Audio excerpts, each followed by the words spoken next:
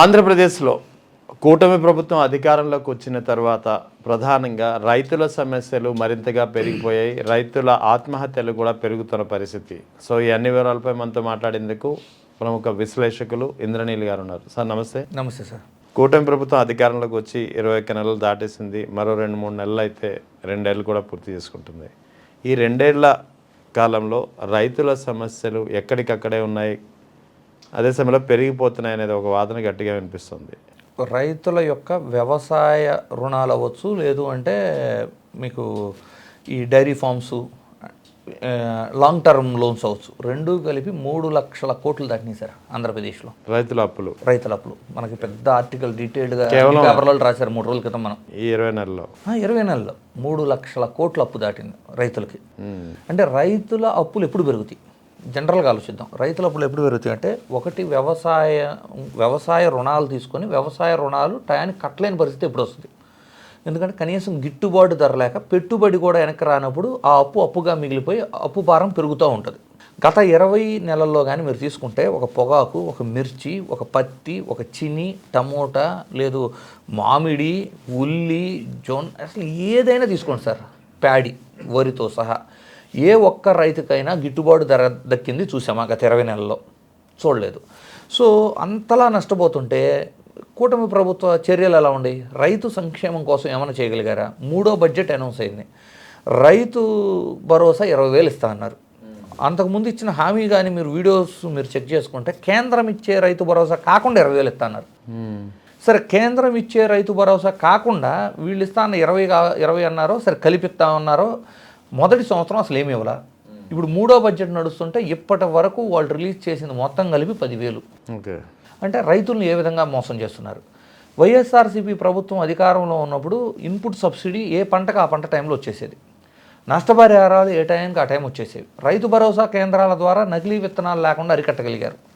వీటన్నిటినీ మించి రాష్ట్ర వ్యాప్తంగా ఉన్న రైతులందరికీ ఫ్రీ క్రాప్ ఇన్సూరెన్స్, ఉచిత పంట బీమా అనేది ప్రభుత్వమే కట్టింది. అది ఎంత బడ్జెట్ సార్? దాన్ని రద్దు చేయాల్సిన పరిస్థితి ఏంటి? అంటే వీళ్ళకి రైతుల మీద ధ్యాస లేదు. అంటే ఆయన ఎప్పుడూ రైతు వ్యతిరేకే సార్. మీరు గతంలో కూడా వ్యవసాయం దండగా అనే వ్యక్తి, అంటే ఇంకా కరెక్ట్గా చెప్పాలంటే సార్, ఆయన వ్యవసాయం దండగా, రియల్ ఎస్టేటే పండగ అనే వ్యక్తి అతను 14 నుంచి 19 తీసుకున్నా కూడా అమరావతిలో చేయబోయే రియల్ ఎస్టేట్ మీద ధ్యాస పెట్టారే కానీ ఇరిగేషన్కి సంబంధించిన పోలవరం ఏమైనా ముందుకు తీసుకురాగలిగారా? లేదు. వెలుగొండని ఏమన్నా స్పీడప్ చేయగలిగారా? లేదు. రాయలసీమ లిఫ్ట్ ఇరిగేషన్ ఏమైనా చేయగలిగారా? ఆయన ఏమి చేయరు సార్. ఏమి చేయకపోగా ఆయన ఏం చెబుతాడు? Real estate.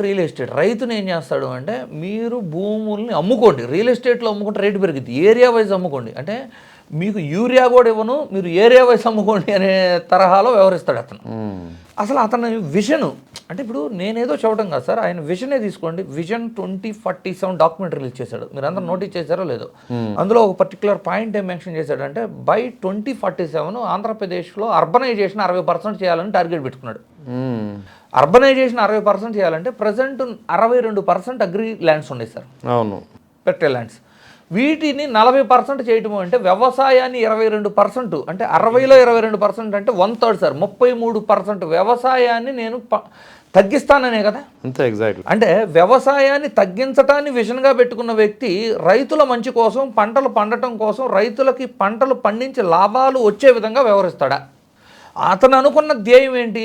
అర్బనైజేషన్ పెంచాలి. అర్బనైజేషన్ పెంచాలంటే ఏం చేయాలి? రైతుకి వ్యవసాయం మీద నష్టం వస్తే భూమిని అమ్ముకోవడానికి సిద్ధమవుతాడు, వ్యవసాయం మీద గిట్టుబాటు కాకపోతుంటే రియల్ ఎస్టేట్ వైపు మూవ్ అవుతాడు. సో నాగలు పట్టొద్దు, మీరు బ్రౌచర్ పట్టుకొని రియల్ ఎస్టేట్కి అమ్ముకోండి, రియల్ ఎస్టేట్ బ్రోకర్లుగా మారండి అనే స్థాయికి రైతులను ప్రేరేపించడం కోసం వ్యవస్థలో పనిచేసే విధంగా చేస్తాడు ఇతను.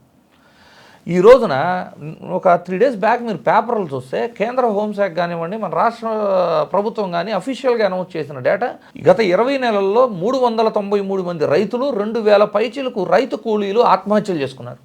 దాదాపు 500 దాటి 2,000 పైచీలకు ఇది 393, దగ్గర 2,500 మంది బలవన్ మరణం రైతులు.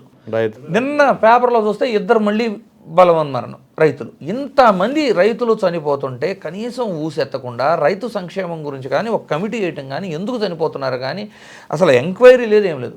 గతం కూడా మీరు గుర్తు చేసుకుంటే పల్నాడు ప్రాంతంలో కిడ్నీలు అమ్ముకున్న రైతులు గుర్తుందా సార్ మీకు? ఎవరు పాలన, ఎవరు అధికారంలో ఉన్నప్పుడు అది కూడా చంద్రబాబు నాయుడు. అంటే అప్పుడు కూడా చూడండి, అంటే రైతులు కిడ్నీ అమ్ముకోవాల్సిన పరిస్థితి ఎందుకు వచ్చింది అని ఎంక్వైరీ ఉండదు. కిడ్నీలు అమ్ముకున్న రైతుల మీద కేసులు పెట్టిన ఘనత ఇతంది. అదే చూడండి సార్, ఒక రైతు గొప్పతనం చెప్పాలంటే సార్, ఏదన్నా వ్యాపారం చేసి నష్టపోతే ఐపీలు పెట్టేవాళ్ళు ఉంటారు, ఆ ఊరు వదిలి వెళ్ళిపోయేవాళ్ళు ఉంటారు, వేరే బిజినెస్లు ఎంచుకునే వాళ్ళు ఉంటారు. రైతు మాత్రం నష్టం వచ్చినా కష్టం వచ్చినా రైతు ఐపీ పెట్టలేడు కదా మరి.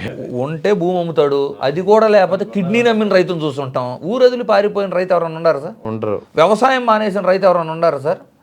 అలాంటి రైతులని ఎప్పుడు తన ప్రభుత్వం ఎప్పుడు అధికారంలో వచ్చినా వాళ్ళని హింసించటం, వాళ్ళని ఇబ్బంది పెట్టడం, వాళ్ళకి వ్యతిరేకమైన విధానాలతో వెళ్ళటం, కిడ్నీ నమ్ముకోవాల్సిన పరిస్థితి నీ ప్రభుత్వ విధానం వలన వస్తే నువ్వు వాళ్ళని ఆదుకోకపోగా కిడ్నీలు అమ్ముకున్న రైతుల మీద కేసులు పెట్టిన ఘనత కథ అవుతుంది. అంటే చూడండి, ఇప్పుడు ఏదో ఎందుకు సార్ గతం అంటే చాలామందికి తెలియదు అనుకుందాం. రీసెంట్గా చూసుకోండి, రేవంత్ రెడ్డి గారు ఏం చెప్పారు? రాయలసీమ ఇరిగేషన్ ప్రాజెక్ట్ నేను ఆపమంటే చంద్రబాబు గారు ఆపేశారన్నారు. అవును. దానికి ఆన్సర్ చేస్తారు ఇప్పుడు దాకా? అసలు దాని గురించి మాట్లాడతారా? ఎంతమంది రైతులకి సాగునీరు అందిద్ది? అసలు చంద్రబాబు గారి జీవితంలో ఎప్పుడన్నా ఆర్ఆర్ పునరావాస ప్యాకేజ్ ఇవ్వటం చూసారా సార్ మీరు? లేదు. ఎందుకు ఎవరు చెప్పండి? అందులో రైతు కమిషన్ ఇవ్వడు సార్, డైరెక్ట్ అకౌంట్లో రైతుకు పడతాయి, రైతు కమిషన్ ఇవ్వడు.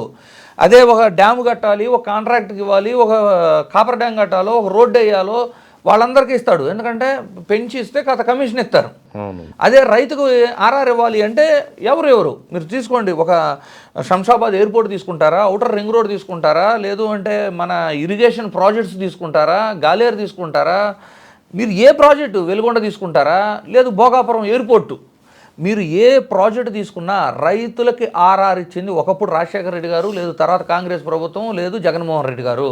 ఒక ఇరిగేషన్ ప్రాజెక్ట్ అవ్వచ్చు, ఒక ఎయిర్పోర్ట్ అవ్వచ్చు, రాష్ట్రంలో ఏ చిన్న యాక్టివిటీ అయినా రైతులకి ఆర్ఆర్ ఇప్పటిదాకా చంద్రబాబు గారు ₹1 కూడా రిలీజ్ చేయాల. సడన్గా ఇప్పుడు టీడీపీ వాళ్ళంతా చేంజ్ అవుతారంటే పోలవరానికి రిలీజ్ చేసామంటారు. పోలవరం జాతీయ హోదాతో ఉంది, అది కేంద్రం భరించింది, కేవలం మనం ఇచ్చి పైకి బిల్లు పెట్టగానే ఇమీడియట్గా ట్రాన్స్ఫర్ అవుతుంది సార్.